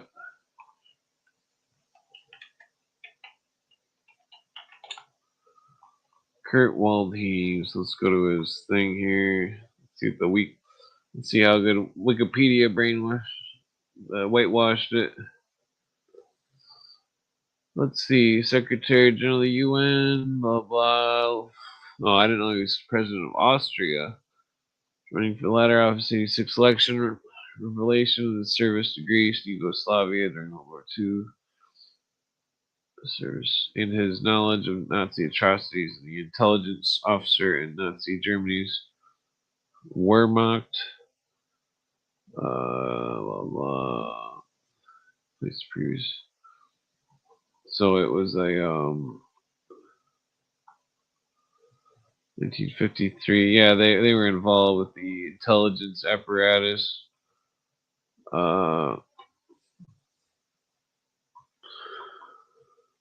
Let's see. Governor Council, the Social Party, blah blah.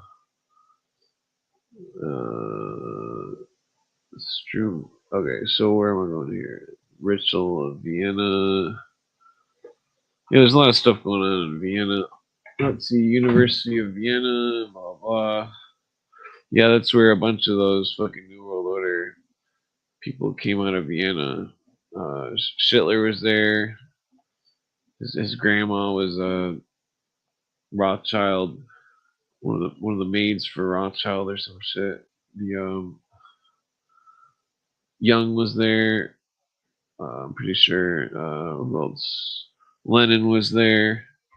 What are these people all doing in that same vicinity in Vienna? Yugoslavia and Greece. Blah blah. Diplomatic. Here we go. Waldheim was supported by 11 votes, including the Soviet Union, and led the first. So what's the Soviet Union doing hiring a Nazi? Waldheim won an accidental victory in the third round of voting when these three members failed to coordinate their votes and all abstained. Blah blah. Max Jacobson for Secretary General.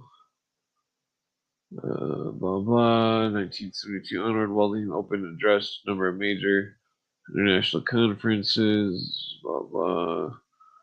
Conference for Trade and Development, Conference of Human Environment, Conference Law of the Sea, Third World Population Conference, World Food Conference, World Conference on Women,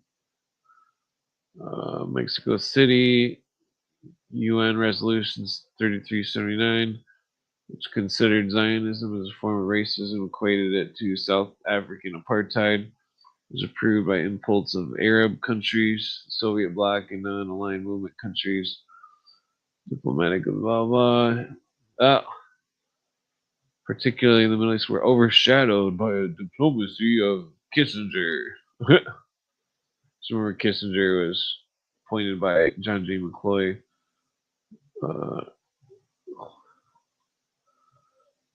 When he was at this post in during World War II or whatever, September 1972, Ugandan dictator sent telegram. Ida Amin sent a telegram to Waldheim. Copies went to Yasser Arafat, Golda Meir. The telegraph Amin applauded the massacre of Israeli Olympic athletes in Munich and said Germany was the most appropriate locale for this because it was where Hitler had burned more than 6 million Jews, quote unquote. Jesus. Amin was also called to expel Israel from the United Nations to send the Israelis to Britain. So,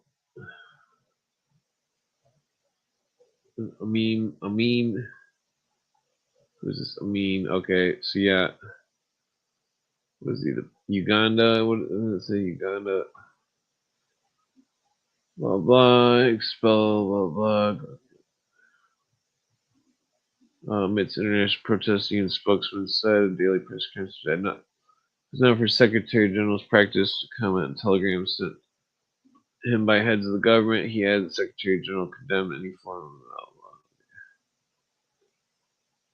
Let's see here. Meaning free. Blah, blah. I'm not familiar with that. Waldheim described the raid as a serious violation of national sovereignty. He probably had knowledge of it before it even happened. Let's see. Waldheim ran for second term in 1976. However, China still opposed to him and approached several blah blah.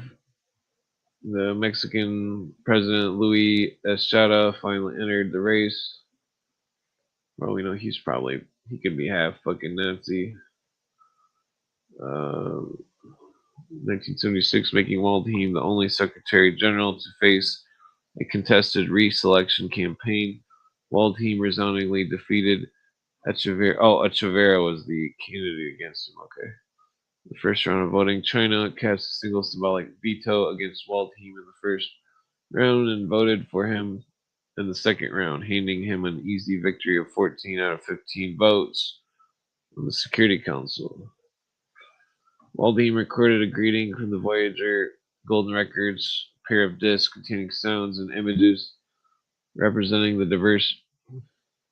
diversity of life and culture on Earth, which was launched in Deep Space Voyager aircraft. Blah, blah, Jimmy Carter. Waldheim was the first Secretary General to visit Korea in 1979. 1980, Waldheim flew to Iran in an attempt to negotiate the release of American hostages held in Tehran, but Ayatollah Khomeini refused to see him. While in Tehran, it was announced that an attempt on Waldheim's life had been foiled. Near the end of the tenure as Secretary General, Waldheim, a British popular musician, Paul McCartney, organized a series of concerts for the Pope of Kampuchea to help Cambodia recover from the damage done by Pol Pot. China, blah, blah, Waldheim. Okay, so Javier Piaz. Let's see, Waldheim Affairs, Okay, so Waldheim second to the left with Italian Army Corps, blah blah. SS General Archer Phelps. Who the fuck is that?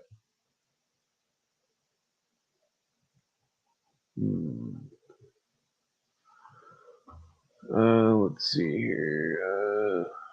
Uber student.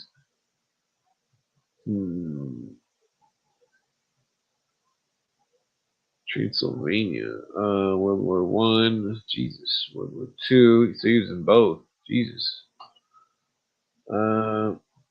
Prince Ingle.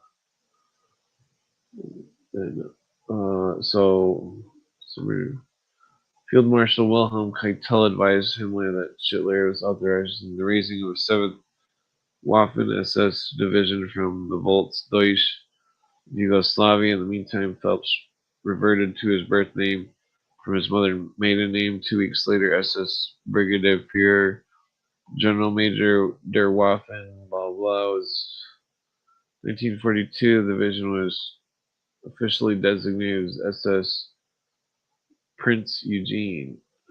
Philip was promoted to SS blah blah Major General 1942 after recruitment, formation, and training in the Banat region. 1942, 2 regiments supporting armies were deployed into the southwestern part of the German occupied territory of Serbia as an anti-partisan force headquartered. Okay, so The dang, I got the munchies like crazy. I don't think I got any. I think I might try to pass out here.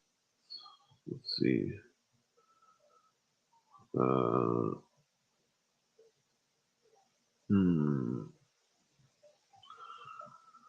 What time is it? Let's see.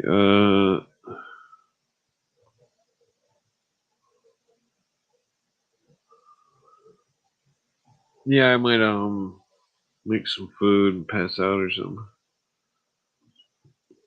Let's see here. I'm pretty hungry. All I ate was some chicken strips earlier.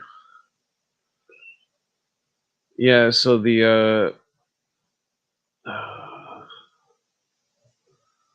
let's see, accusation of war crime. Prince Eugene. Yeah, I think I might just pass out here. Let's see, Franklin Roosevelt. Where are the three things of Roosevelt open? Okay, 4 things. 5 things. Yeah, so what's Rexford Tugwell? This guy was part of this new constitution bullshit that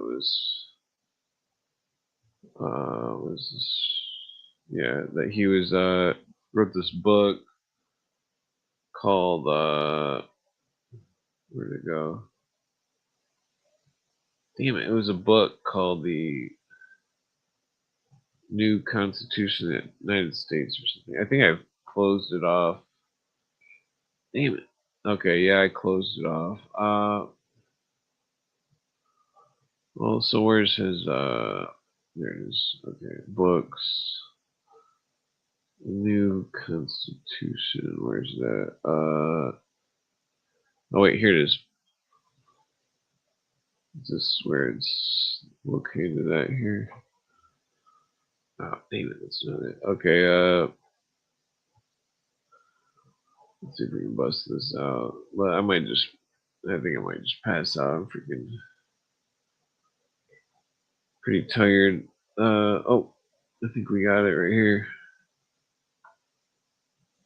Okay, the emerging constitution. Is this? Ah, damn it. Okay, I'm gonna have to go back. Oops, wrong. Oh, god damn it. Too many times. Okay, is this a copy right here? No, wait. Oh, do we got it? This is a PDF, or is this? Damn it. Yeah, it's like when you read some of this, they're writing it with a tricky eye. Freaking, is it right there? Oh fuck! I don't think I can. I don't remember where I got a copy of that. The Harper's Magazine Press, Open Library. No, that's not Newspaper Archives. Well, Toxic Bill of Rights. What is that going on about right there?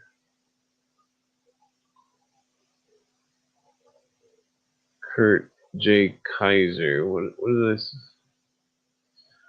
Let's see what this is about. Franklin D. Roosevelt's famous 4 freedoms and Second Bill of Rights are steeped in empirical realism of original Institute economics. FDR's intent was to supplant elements in self-destructive illogic of capitalism with instrumentalist policies strongly reflective of OIE. Influenced during his first administration by Rexford Tugwell's and other institutionalists, FDR's proposed remedies for the structural malfunctioning economy continued to exhibit enduring OIE influences throughout his terms in office, culminating with the Four Freedoms, 1944, and the Second Bill of Rights, 1944. 1941 was the Four Freedoms. Alarming shifts in political economy landscape of contemporary America suggest need for an ongoing examination of the role of countervailing power in reversing the terrifying trend toward authoritarianism. Alternative institutionalist models. What's the plus sign? What is that?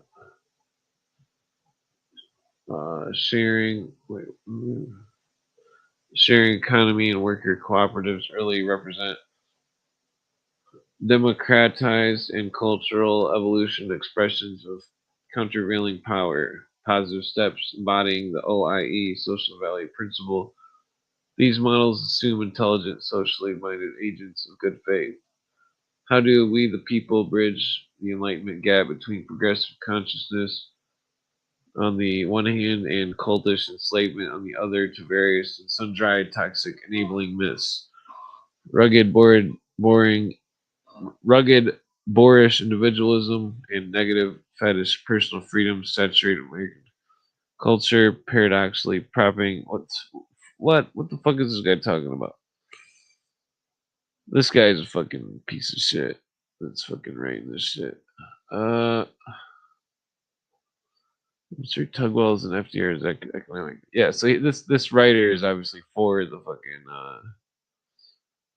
this internationalist bullshit. Crowning intellectual achievement of his notable intellectual life and public service. Yeah, fuck this. I thought this was gonna be something good, but this guy is probably gonna be bragging about the fucking the bullshit that they're trying to bring about for freedoms. Structures of function. Yeah, I'm not reading this. I might check it out later. Oh, Dewey's. Oh, Dewey. He wants to bring up Dewey. That son of a bitch. Let's see. He's repairing drag reference to Dewey's double dictum. So the function of it is both Dewey and Tugwell believe that pluralistic political and social institutions possess. Yeah. Fucking John Dewey and his fucking New World Order bullshit. Fucking the aliens. John Dewey said 1917, we must come together in a one world government. Aliens, that's basically what he said. That's why Reagan, I think that's why Reagan echoed the same fucking words. We have to come together in a one world government. Aliens. I mean, that's the thing. It's either they're real or they're not. If they're not, then we're all definitely being fucked and lied to. And if they are real, then we're all definitely fucked and being lied to. I mean, it boils down to that. I mean, okay, yeah, I need to eat some food. I haven't ate all day besides some chicken strips. No, I'm passing it. You have to rewind it and listen to that. Let's do it earlier. Starving Marvin over here. All right, peace out. Good night.